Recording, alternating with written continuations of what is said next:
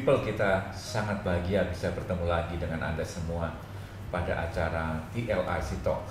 Dan kali ini kita akan bersama-sama untuk berbicara dengan Pak Christian Ang. Selamat pagi Pak Christian Ang. Selamat pagi. Pak Christian Ang adalah Ketua Program Studi di Program Studi Visual Design ya Pak Christian. Visual Communication Design. Visual Communication Design, Universitas Ciputra. Baik Pak Christian, era sekarang kan terutama setelah COVID itu teknologi menjadi sangat booming ya. Betul. Komunikasi juga sangat berubah Ya. Sangat mengandalkan online. Apakah ini ada kaitannya juga dengan kebutuhan komunikasi atau komunikasi desain secara online atau dengan teknologi? Ya, sebetulnya perubahan ini bukan perubahan yang signifikan. Karena kalau kita lihat tren desain pada umumnya, itu memang arahnya sudah ke computer aided design. Jadi computer aided design ini bagaimana semua desain ini kita udah beralih dari sesuatu yang analog berubah ke digital, Pak. Jadi kami sangat beruntung, kami sudah mempersiapkan hal tersebut sejak lama, bahkan sebelum pandemi pun kita sudah mulai mengalihkan metode-metode pembelajaran, metode-metode mentoring dan asistensi dengan mahasiswa mempergunakan teknologi base seperti itu, Pak. Oh ya, sesuatu yang dengan teknologi sekarang ada suatu fenomena orang itu bisa belajar sendiri, bahkan belajar desain sendiri. Orang tidak kuliah sekolah itu bisa belajar desain sendiri gitu, dan produk desain mereka juga laku gitu. Nah sekarang apa benefitnya ketika seseorang lulusan SMA itu belajar desain secara khusus di program studi desain gitu? Oke. Pada umumnya kalau kita belajar di program studi desain, bukan yang belajar mandiri. Memang banyak sekarang di YouTube dan di platform-platform yang menawarkan modul-modul belajar desain, memang banyak. Tapi kalau kita belajar di program studi desain, pada umumnya kita mendapatkan pendampingan. Proses pendampingan ini adalah proses, kalau bahasa Jawa, nyantrik, Pak. Jadi ada sesosok pembimbing yang akan membimbing proses pembelajaran itu. Kita bukan cuma belajar bagaimana menciptakan desain yang bagus, tapi banyak aspek lain yang harus masuk dalam penciptaan desain tersebut. Itu yang membedakan. Nah, itu kalau umum, Pak. Tapi kalau di VCD-UC pembedanya adalah seperti digaungkan pemerintah saat ini, kami udah melakukan dari 2006, yaitu mengikut sertakan dunia usaha, dunia industri. Jadi dunia usaha, dunia industri ini masuk sebagai salah seorang stakeholder di proses pembelajaran mahasiswa. Pembelajarannya bukan antara dosen dan mahasiswa saja, tapi kami berusaha mengecilkan gap yang terjadi untuk lulusan kami. Jadi dunia usaha, dunia industri masuk sebagai real client, real project. Mereka membawakan informasi-informasi terbaru, needs apa yang terjadi di masyarakat saat ini. Jadi mahasiswa kami akan selalu mendapatkan informasi terbaru dari dunia usaha dan dunia industri tersebut. Oke, ketika mahasiswa didekatkan dengan dunia real ya di bidang komunikasi desain itu, sebetulnya mereka akan mendapatkan, selain mendapatkan suatu hal yang terkini tentunya, tetapi secara skill, secara knowledge itu mereka mendapatkan apa sebetulnya? Iya, kalau istilah di dunia IT sama dunia desain ada yang namanya UI sama UX. Kalau UI itu bagaimana kita menyiapkan interface-nya, bagaimana kita menyiapkan tampilan yang menarik, estetisnya seperti apa. Nah, yang kita siapkan juga di sini adalah user experience-nya.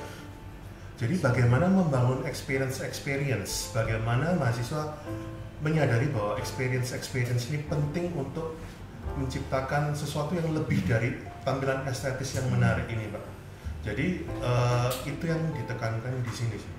Bagaimana proses itu bisa menghasilkan pengetahuan-pengetahuan baru tersebut. Pengertian experience itu experience mahasiswa atau experience dari orang lain yang dimasukkan ditarik ke dalam perkuliahan? Ya, keindahannya di situ, Pak. Keindahannya adalah melalui proses ini dua hal tersebut tercover. Mahasiswa menyadari bahwa menciptakan experience itu akan menghasilkan desain yang lebih baik. Di lain pihak, desain yang dia sediakan, desain yang dia buat akan menghasilkan experience untuk penikmatnya nantinya. Pola pikirnya dan outputnya nanti. Jadi di program studi visual design di sini adalah experience itu menjadi sangat penting ya. Betul. Dan itu tidak bisa hanya membaca buku, kemudian mendengarkan, tapi dia harus melakukan sendiri ya. Betul. Karena desainer itu kita ngomongin di dunia bisnis, kalau kita nggak punya pembeda, kita kan nggak bisa survive. Experience yang dialami mahasiswa dalam proses pematangan dirinya ini yang penting, Pak. Pematangan diri, experience ini akan membentuk dia menjadi seorang problem solver yang seperti apa. Mungkin saya lebih suka pakai istilah problem solver di luar kata desainer ya. Karena kami di VCDUC tidak menjudge atau mencap lulusan kami harus jadi seorang desainer. Kami memberikan set of skill di mana mahasiswa ini menjadi seorang problem solver yang mempergunakan skill desain. Dia bisa jadi apapun, tapi dia akan menggunakan skill desainnya ini untuk membuat dia semakin menonjol dibandingkan yang lain. Ini kan akhirnya akan menggunakan pendekatan belajar yang berbeda. Iya.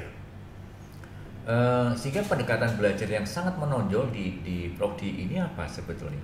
Iya, kalau dulu kita sering pakai istilah project based learning, problem based learning. Di saat ini kami lebih suka menggunakan pendekatan OBE, outcome based education. Outcome based education. Outcome based education kan sangat membutuhkan juga apakah melalui project atau problem solving. Tapi yang ditekankan adalah the end result-nya. Betul. End result ini udah otomatis kalau kita institusi pendidikan, end result goals ini sudah ada targetnya, di set gitu ya. Sudah kita set. Nah, di kurikulum kami ini kami men-set pathway-nya untuk mencapai goals tersebut, dan mahasiswa akan terjun mencoba berjalan di pathway itu dan menciptakan journey-nya masing-masing, Pak. Jadi sangat mungkin journey-nya satu mahasiswa dengan mahasiswa lain itu berbeda. Sangat mungkin, Pak. Dan saya rasa memang akan semuanya berbeda, bukan cuma mungkin, tapi pasti akan harus berbeda. Iya. Mahasiswa memiliki, yang paling jelas adalah mereka menemukan bahwa DKV itu luas, visual communication itu desain itu luas. Apakah dia mau di cabang ilustrasi, di cabang branding, di cabang fotografi, videografi, macam-macam, Pak. Bahkan karena kita punya spirit entrepreneurship, bahkan dia bisa bikin bisnis yang totally different, mau masuk ke F&B dan lain-lain. Itu memungkinkan sekali. Ini sebuah challenge ya tentunya buat mendengar hal ini, challenge untuk mahasiswa karena perilaku belajarnya menjadi sangat berbeda. Nah kalau begini sebetulnya kriteria mahasiswa seperti apa yang akan berhasil ketika masuk ke dalam program studi visual design di sini? Memang challenge-nya gede banget, tapi kami merasa proses pembelajaran mahasiswa kita di VCDUC ini adalah sebuah journey yang kolaboratif. Kolaboratif nih, mahasiswa bisa belajar satu sama lain dengan peers-nya, dengan sesama mahasiswanya, dan dosen ini juga memfasilitasi proses pembelajarannya dengan tutor, dengan dosen, dengan kakak mentor. UC sangat advance menurut saya karena ada lifeline, ada safety net yang disediakan UC ini sangat banyak sih, sehingga proses pembelajarannya akan bisa berjalan smooth. Kalau mahasiswanya sendiri harus mahasiswa yang seperti apa, otomatis kami sangat beruntung karena grafiknya kami saat ini naik, Pak. Jadi kami pendaftar ke VCDUC ini dalam masa pandemi ini, di saat semuanya turun kami naik hampir 100%.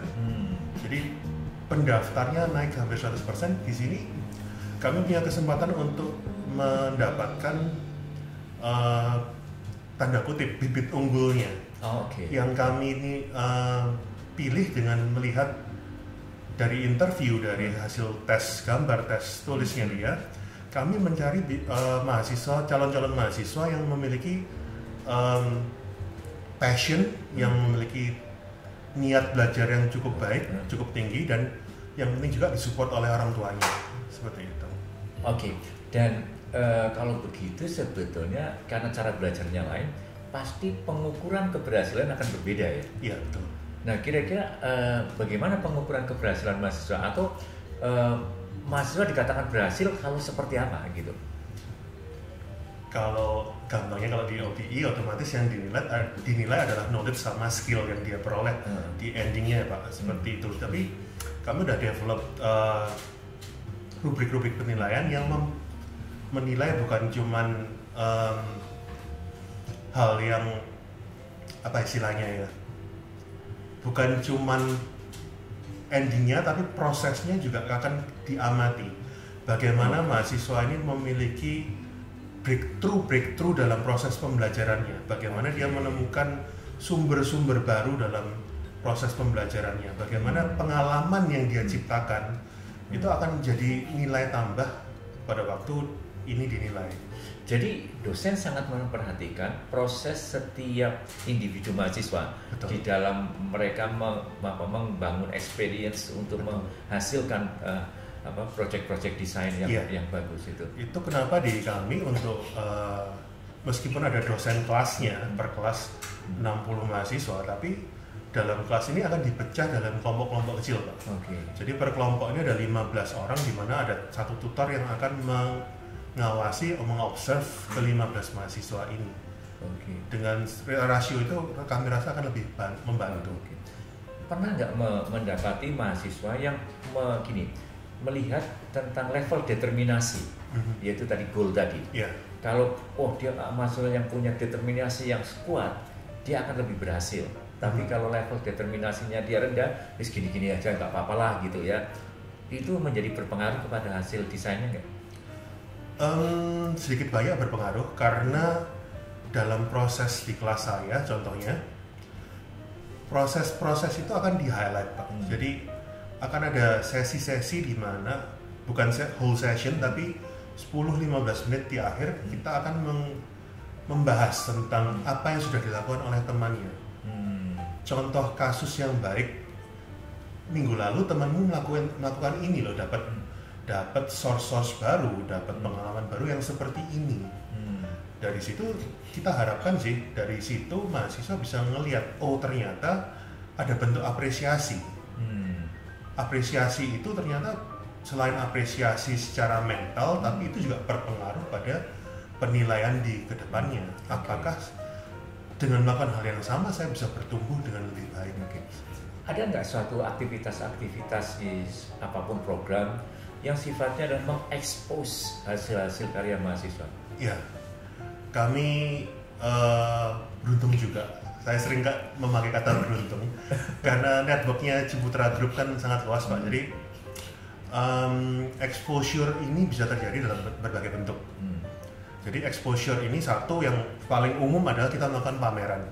Pameran di mana karya mahasiswa ini bisa dinikmati oleh umum. Mahasiswa bisa soft launch bisnis yang dia buat melalui pameran-pameran ini.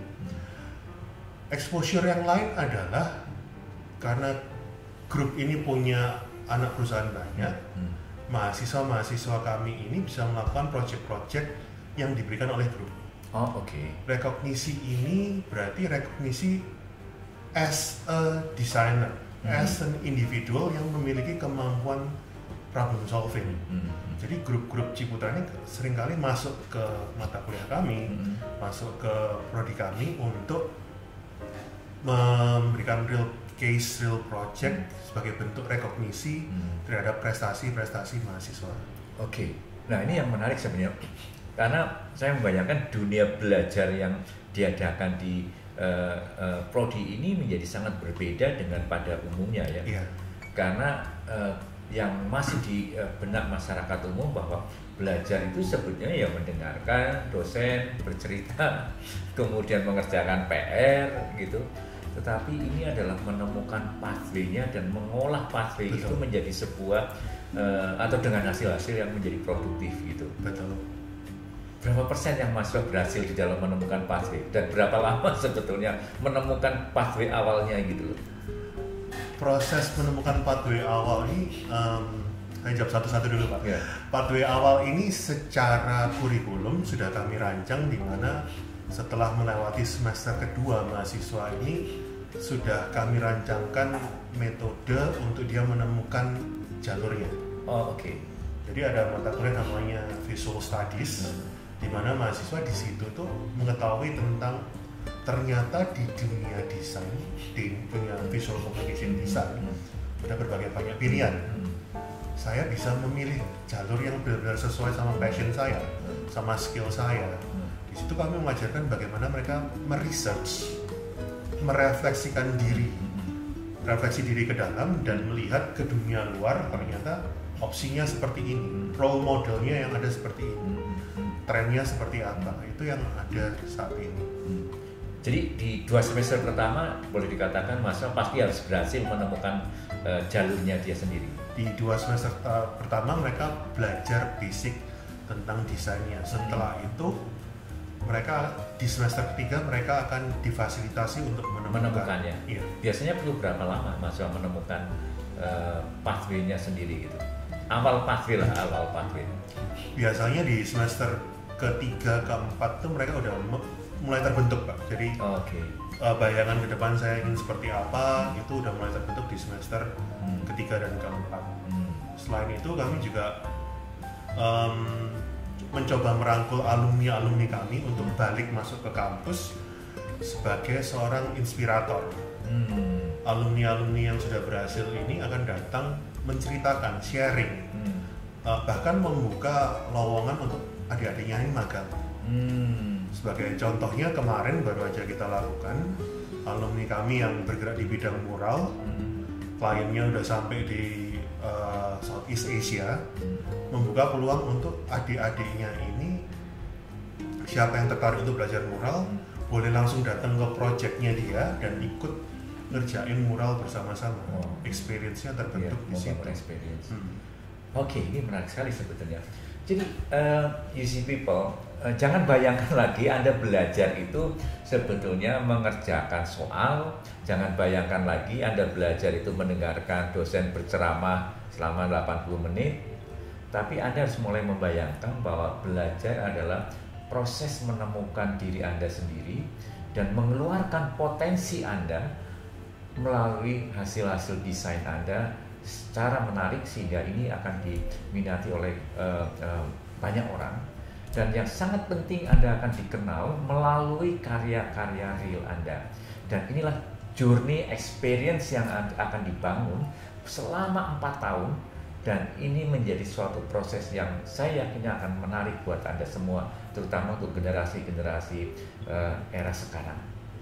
Saya Trisunu dari Teaching Learning Innovation Center. Salam entrepreneur.